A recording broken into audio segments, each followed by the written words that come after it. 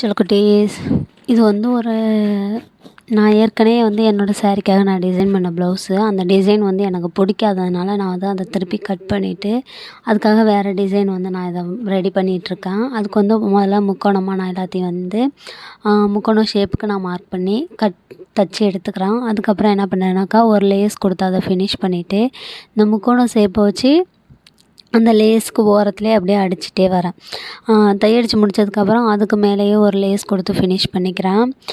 இது ஏற்கனவே ஒரு பொட்லி டிசைன் வச்சு பொட்லி மாடல் வச்சு நான் டிசைன் பண்ணேன். அது எனக்கு கழுத்து ரொம்ப மேலே இருந்த மாதிரி ஒரு ஃபீலிங்கு. அதனால் நான் அதை இது பண்ணிவிட்டு நான் இதை திருப்பியும் பண்ணேன். ஃபஸ்ட்டு லேயரில் நான் என்ன பண்ணிட்டேன்னாக்கா, சுற்றி இந்த இது கொடுத்து பைப்பிங் கொடுத்து ஃபினிஷ் பண்ணிவிட்டு நெக்ஸ்ட்டு நான்